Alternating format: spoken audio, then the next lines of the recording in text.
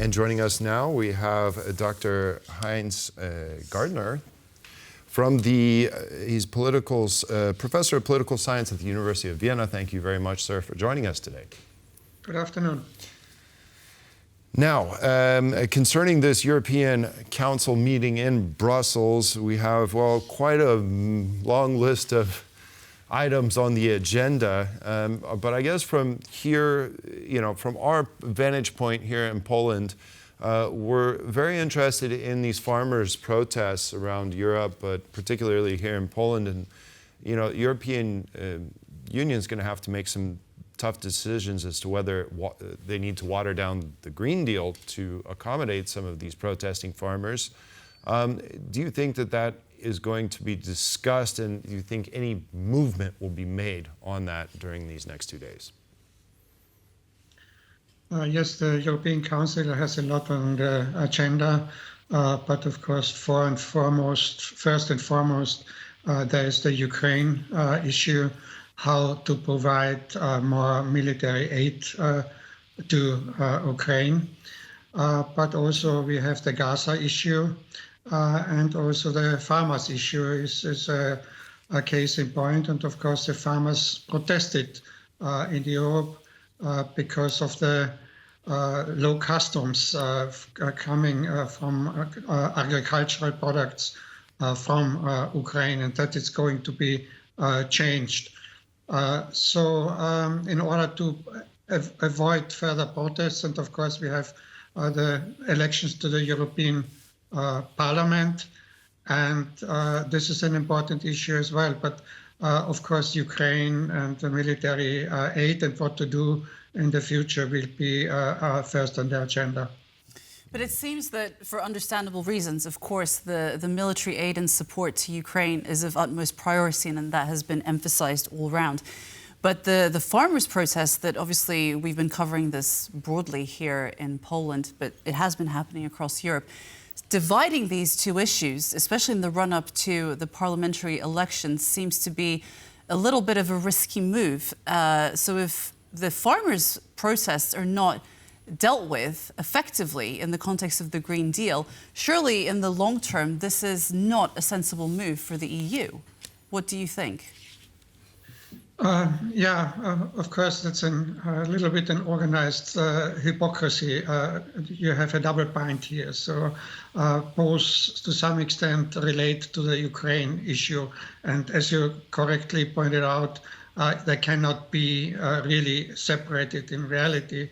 But of course, we do have these elections, and the European Union is committed to support Ukraine. But on the other hand, there's the pressure from the farmers.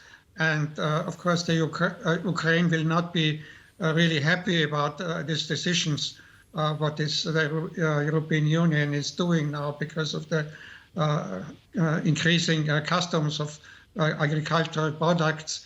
But it will be compensated by other aid by the European Union to Ukraine. And how much of these 2 days do you think will impact the outcome of the parliamentary elections, which actually aren't so far away now when you look at it?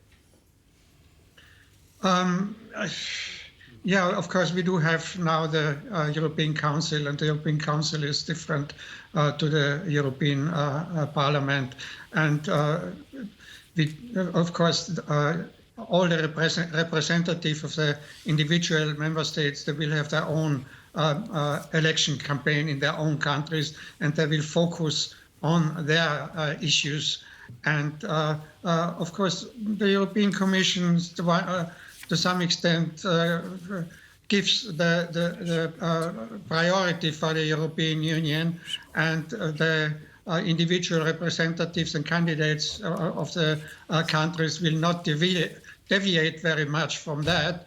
But there are national issues in each country, and they're different from the east to the west, so they have different issues. And especially the agricultural issue is much more of concern, for example, in Spain than it is in maybe in Germany. Now, concerning the defense issues that will be discussed in the next 2 days.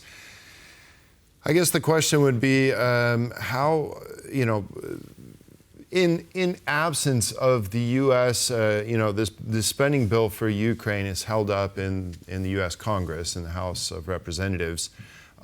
Do you think the alarm bells are kind of sounding off throughout Europe, especially if we look at the prime ministers of Europe and the heads of state of Europe, as to them at least understanding that they're going to have to step to the plate if there's no change in Washington, and that actually Europe is going to have to make bold moves to fill the gap in absence of U.S. leadership in this issue?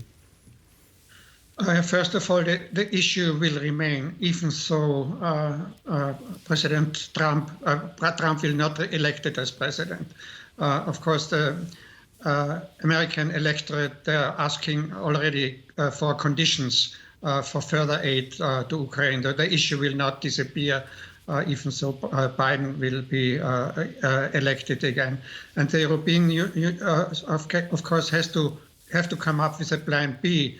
But the plan B is not only military, because I don't think that the Europeans can compensate the military aid by the US altogether. We have these problems with artillery and munitions and so on. So we have, and the overall goal of the Europeans, of course, is to restore the territorial integrity and sovereignty of Ukraine. So that should remain the goal. But if that cannot be achieved on the battlefield, and it seems to be very difficult right now, especially when it comes to manpower, then we have to have a political plan B. What to do to achieve Ukraine's sovereignty with a political plan B. And the Europeans have to come up with a political plan B. Indeed, and on that note, we're going to have to park our conversation. Thank you very much for joining us. Professor Dr. Heinz Gärtner, Professor of Political Science at the University of Vienna. Thank you for joining us on TVP World. You're welcome.